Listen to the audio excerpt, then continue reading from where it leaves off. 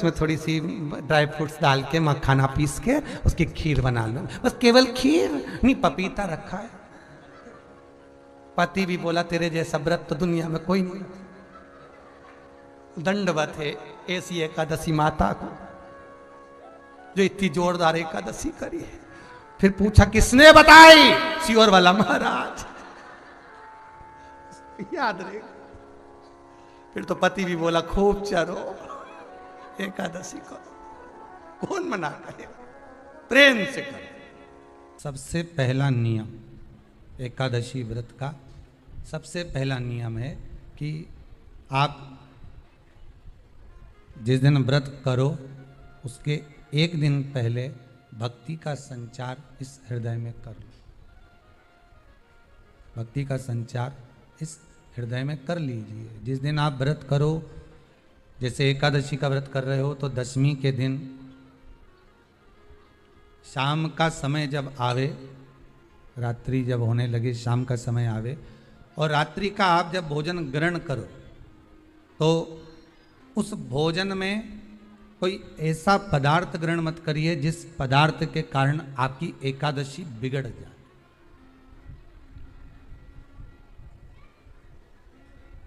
कोई बेकार भोजन हमें ग्रहण नहीं करना, श्रेष्ठ भोजन ग्रहण करिए दशमी के। और एकादशी का दूसरा नियम बहुत ध्यान से सुनिएगा। जिस दिन आपकी एकादशी का व्रत हो उस दिन प्रयास करिएगा कि अपने हाथ से किसी भी वृक्ष की कोई पत्ती टूटे ना। अपने हाथ से किसी भी वृक्ष की, पौधे की, किसी भी वृक्ष की पत्ती अपने हाथ से ना टूटे। बहुत ध्यान दीजिएगा महाराज। एकादशी का ये दूसरा नियम है कि अपने हाथ से किसी पौधे की, किसी वृक्ष की, किसी डाली की कोई पत्ती टूटे ना, कोई पत्ती ना टूटे, इसका प्रयास करिए।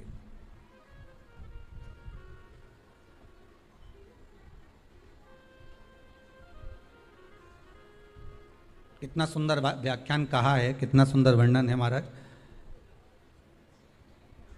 कि मात्र एकादशी का व्रत कर लेने पर, मात्र एकादशी का व्रत कर लेने पर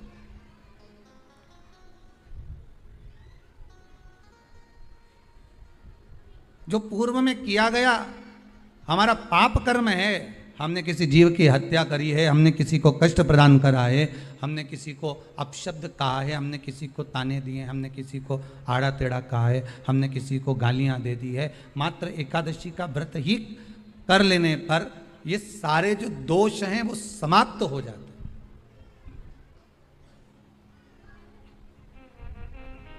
सारे दोष हमारे समाप्ति पर आ जाते हैं।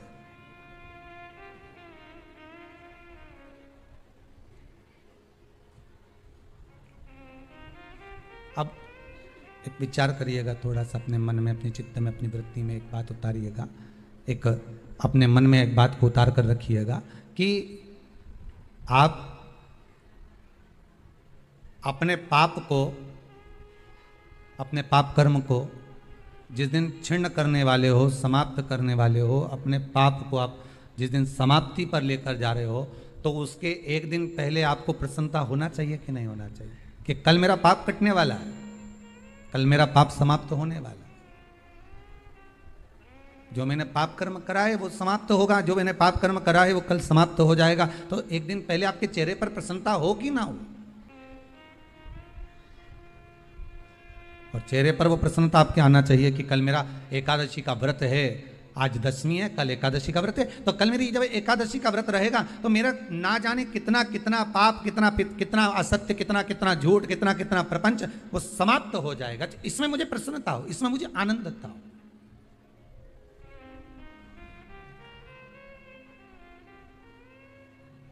तो क्या कहा गया कि प्रयास करिएगा कि एकादशी के दिन कोई वृक्ष की, कोई डाली की, कोई कोपल की कोई पत्ती ना तोड़ी जाए।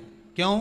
तो कहा अगर उस पत्ती को हम तोड़ देते हैं, वृक्ष की पत्ती को या क्यारे में लगी हुई कोई डाली की पत्ती को हम तोड़ देते हैं तो एकादशी का पुण्य फल प्राप्त नहीं होता, एकादशी का कोई फल हमारे खाते में नहीं जाता।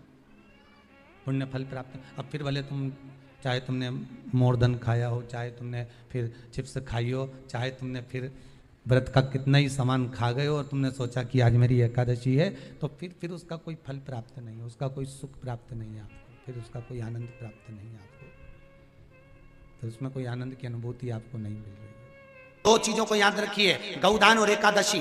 श्रीमद् वल्लभाचार्य जी ने मायावत का खंडन करा था जगन्नाथपुरी में, और श्रीमद् वल्लभाचार्य जी ने कहा था एकादशी मरने के बाद मत दो, एकादशी जीते जी दो। कहा था कि नहीं कहा था? जीते जी दान करिए। इसलिए जगदीश में जगन्नाथपुरी में एकादशी उल्टी लटकी हुई है। करें आपने दर्शन, जगदीश में एकादशी को उल्टा लटकाया। क्यों? क्योंकि वल्लभ ने कहा कि एकादशी जीते जी दो। कई पंडितों कहते हैं तुम्हारे दादाजी मर गए, जब 12वें का दिन होता है ना तो पंडित जी संकल्प छुड़ाते हैं, दो एकादशी। बड़े बेटे ने 5 दे दी, छोटी बहू ने 3 दे दी, उसने 2 दे दी, उसने 2 दे दी, तो क्या तुम्हारे दादाजी भिखारी थे जो तुम्हारी एकादशियां लेकर जाएंगे? और तुम कौन होते हो दादाजी को एकादशी देने वाले? तुमने कौन सा इतने पुण्य कर लिए जो तुमने एकादशी दे दी? एकादशी के दान की महत्वता श्रीमद् वल्लभाचार्य जी ने कहा कि कोई व्यक्ति अगर खटिया पर सड़ रहा है, पलंग पर तड़प रहा है, हॉस्पिटल में पड़ा हुआ है, तो निवेदन है कि उसको देखने जाओ तो अपनी करी हुई एकादशी में से 2 एकादशी का दान उसको तुरंत दे दो। क्यों? तो जिससे उसको मोक्ष मिल जाए, मरने के बाद नहीं। क्योंकि मरने के बाद तो वो 10वें के दिन, गरुड़ पुराण में लिखा है 10 दिन तक जीवात्मा घर की अटारी पे रहती है। कितने दिन? 10 दिन। 10 दिन के बाद जीवात्मा चली जाती है। कहां जाती है? उसको जहां जाना है। 3 दिन में उसको भोग भोगना पड़ता है जीवात्मा को। 3 दिन नरक का भोग भोगती है, उसके बाद स्वर्ग का भोग भोगती है। 18 दिन में ये प्रोसेस पूरी हो जाती है। कितने दिन? 18 दिन। 18 दिन के बाद में उस जीवात्मा को धान के खेत में पटका जाता है। किसके खेत में? धान के, चावल के खेत में। इसलिए कहते हैं एकादशी के दिन चावल मत खाओ। कहते कि नहीं कहते? और क्या कहते हैं? द्वादशी के दिन चावल खाना जरूरी है। एकादशी का पालना करना है तो द्वादशी को चावल का 1 गिलास खाओ, तब द्वादशी को चावल खाओगे तो एकादशी लगेगी। चावल नहीं खाओगे तो एकादशी नहीं लगेगी। द्वादशी को चावल खाना जरूरी है। क्यों कहते हैं? क्योंकि धान के खेत में जीव को छोड़ा जाता है, उस धान के खेत में, चावल के खेत में जीवात्मा रहती है। उसको चिड़िया खाती है तो चिड़िया के रूप में जन्म लेता है, मनुष्य खाता है तो मनुष्य के रूप में जन्म लेता है। इसलिए एकादशी के दिन चावल नहीं खाया जाता, क्योंकि एकादशी के दिन हम चावल खाएंगे तो जीव हत्या का दोष लग जाएगा। फिर कब खाना है? द्वादशी के दिन। द्वादशी के दिन क्यों खाया जाता है? क्योंकि हम एकादशी के व्रत करे रहते हैं, और पहला घासा जब चावल का खाते हैं तो अपनी करी हुई एकादशी का पुण्य, जितने जीव हमारे मुंह में जाते हैं उनको उसका पुण्य मिल जाता है, और उनका फिर जन्म नहीं होता, वो तर जाते हैं, उनको एकादशी का भाग मिल जाता है। इसलिए कहते हैं एकादशी को चावल मत खाओ, पर द्वादशी को। वल्लभाचार्य जी ने जगन्नाथपुरी में एकादशी को उल्टा लटकाया। आप लोग गए होंगे तो देखा होगा कि जगदीश में, जगन्नाथपुरी में एकादशी उल्टी लटकी। कारण क्या था? खूब विरोध करा गया श्रीमद् वल्लभाचार्य जी का कि तुमने एकादशी को उल्टी लटका दिया जगन्नाथपुरी में। क्यों लटकाया? उसका कारण क्या था? श्रीमद् वल्लभाचार्य जी ने कहा, आप कहते हो कि कोई मरे तब एकादशी का दान दीजिए, आप कहते हो कि कोई मरे तब अन्न का दान दीजिए, आप कहते हो कि कोई मरे उसके बाद में आप ये दान दीजिए। श्रीमद् वल्लभाचार्य जी ने एकादशी को उल्टा लटका कर कहा कि एकादशी का अगर दान करना है तो पहले एकादशी करो, और एकादशी करने के बाद उस एकादशी का फिर दान करो जीते जी। उस एकादशी का दान होना चाहिए। किसी भी चीज का उद्यापन करो, 16 सोमवार का उद्यापन करो, चाहे तुम शुक्रवार का उद्यापन करो, चाहे तुम सोमवार का उद्यापन करो, चाहे तुम एकादशी का उद्यापन करो, चाहे तुम प्रदोष का उद्यापन करो, चाहे तुम जिस भी व्रत का उद्यापन करो। शिव महापुराण की कथा कहती है अपने घर के लोगों को गिनने से पहले बाहर के लोगों को गिनना जरूरी है। थोड़ा ध्यान देना। और आप लोग क्या करते हो? उद्यापन में सबसे पहले अपनी जेठानी को गिन लिया, इसको गिन लिया, उसको गिन लिया, उसको गिन लिया। और शिव महापुराण की कथा कहती है जेठानी तो तुम्हारे यहाँ का भोजन करेगी क्योंकि रिश्तेदार है, नानन तुम्हारे यहाँ का भोजन करेगी क्योंकि रिश्तेदार है, तुम्हारी देवरानी भोजन करेगी क्योंकि रिश्तेदार है, तुम्हारी चाची सास भोजन करेगी क्योंकि रिश्तेदार है, तुम्हारी काकी सास भोजन करेगी क्योंकि रिश्तेदार है। जब हम उद्यापन में दूसरे को गिनते हैं और उसको कोई सामान देते हैं, उसकी कोई सामग्री, कोई सुहाग की पिटारी, कोई सामग्री हमने उसको अध्यापन में दी, तो वो हमारा दान कहलाता है। हमने अपने परिवार वाले को भोजन कराकर अपन ने उद्यापन में गिन दिया और अपने परिवार वालों को दे दिया। इसको देना नहीं कहते, इसको दान नहीं कहते, इसका पुण्य आधा हो जाता है। इसके पुण्य की परिभाषा यहां नहीं कहा जाए। अब और सरल भाषा में समझ लीजिए। कई माताएं कहती है हमने तो अपनी बेटी को यह सामान दे दिया, मतलब हमने खूब दान कर दिया। अब एक बहुत अच्छे से समझ लेना, हमने हमारी बेटी को यह दे दिया तो हमने दान दे दिया। हमने हमारी बेटी को पापड़ बना के दे दिया, हमने तो बहुत दान कर दिया। हमने हमारी बेटी को साड़ी दिला दी, हमने दान कर दिया। हमने हमारी बेटी को सामान दिला दिया, हमने दान कर दिया। बेटी दान लेने की हकदार नहीं है, बेटी अपने मायके का हक लेने को दमदार है। तुम बेटी को एक साड़ी देकर ये मत सोचना कि हम दान दे रहे हैं। बेटी तो खुद कन्यादान में जाती है। आप बेटी को अगर वस्त्र दे रहे हो तो दान नहीं कर रहे हो। आप बेटी को कोई सामग्री दे रहे हो तो दान नहीं कर रहे हो। आप बेटी को कोई सामान दे रहे हो, दान नहीं कर रहे हो। आप बेटी के बेटे को 500 रुपए का लिफाफा दे रहे हो, ये दान नहीं कहला रहा है। ये वो अपना हक लेकर जा रही है। आई है माँ बाप के घर में तो साड़ी तो देना पड़ेगी, नहीं देगी तो काले कोट वाला दिला देगा। उसमें ये दान नहीं है कि तुम कह दो कि नहीं साहब हमारी तो हमने बहन बेटी के दान दे दिया, हमने तो हमारी बहन बेटी के दान दे दिया, हमने तो हमारी बहन बेटी के दान दे दिया, तो बहन बेटी कहीं भिक्षा मांगे तुमसे? अरे बोलो तो बेटमा वाली हो, बोलो बोलो जम के बोलो। तुम क्या भिक्षा मांगो कि हम भैया के जाएं तो दान लेके आएंगे? दान लेकर बहन बेटी नहीं आती।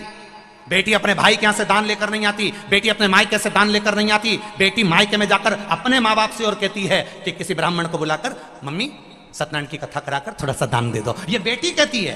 बेटी दान लेकर नहीं आती है, बेटी दान दिलवा कर आती है। और बेटी मायके से अगर एक साड़ी भी लेकर आती है तो वो दान की नहीं, बेटी अपना हक लेकर आती है। जब तक माँ बाप हैं तब तक बेटी लेकर आ रही। तो जितनी भी भाभियां हैं वो ये कहना बंद कर दे कि हमने ननन को कुछ दान दिया। दान नहीं। हम जानते हैं तुम अगली बार हमें बेटवा नहीं बुलाओगे इस बात के लिए, भले मत बुलाओ, पर जो रीत की बात है यहां शिव महापुराण की कथा कह रही है। देखो भाई, कभी कभी ऐसा योग होता है, शायद आपके कुटुंब में, परिवार में, नातों में, रिश्तों में भी ऐसा कहीं आपको देखने को मिला होगा कि जब जब घर में कोई सत्कर्म करने का समय आता है, घर में कोई पुण्यमय कार्य करने का समय आता है, घर में कोई अच्छा धार्मिक आयोजन होने वाला रहता है, तो कोई कोई स्त्री के भाग्य में नहीं लिखा होता तो वो रजो धर्म में आ जाती है।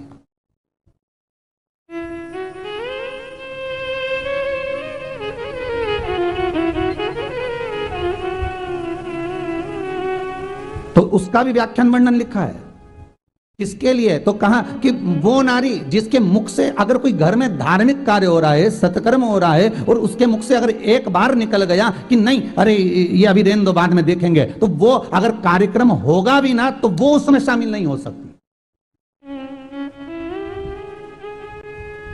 वो उसमें सम्मिलित नहीं हो पाई, क्योंकि उसके मुख से एक बार निकल गया कि नहीं अभी नहीं, इसको बाद में करा लेंगे, सत्यनारायण जी की कथा बाद में करा लेंगे, भागवत जी बाद में करा लेंगे, शिव पुराण बाद में करा लेंगे, जब समय होगा तब करा सकते हैं, तब देख लेंगे, अपना आराम से उसको करवा लेंगे जब मौका। तो वो उसके मुख से जो नहीं निकला है, तो वो धार्मिक आयोजन में अगर आ भी जाए, बैठ भी जाए, तो वो नहीं कर सकती, उसका क्रम नहीं बन सकता। बहुत ध्यान से आज की कथा सुनना कि एकादशी का आपसे आपके बच्चे पूछेंगे मम्मी हम भगवान विष्णु का दर्शन करते हैं, हम राम जी का दर्शन करते हैं, हम कृष्ण भगवान का दर्शन करते हैं, हम भवानी माता का दर्शन करते हैं, हम शंकर जी का दर्शन करते हैं, हम सारे देवी देवताओं का दर्शन करते हैं, पर ये एकादशी माता तो कभी नजर ही नहीं आती। पूछेंगे कि नहीं पूछेंगे कि तुम जिस एकादशी का व्रत करते हो इनका जन्म कहां से हुआ, कहां जन्मी थी? एकादशी की जन्मस्थली कहां है? भाई भगवान कृष्ण की जन्मस्थली तो मथुरा है, श्री राम जी महाराज की जन्मस्थली बोल दो जम के अयोध्या है।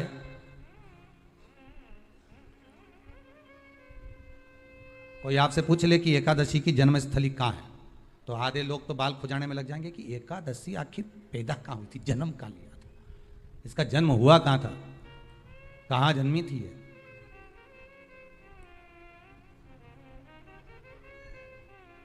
इसका जन्म स्थल है कहां? और अगर मान लो जन्म स्थल एकादशी का है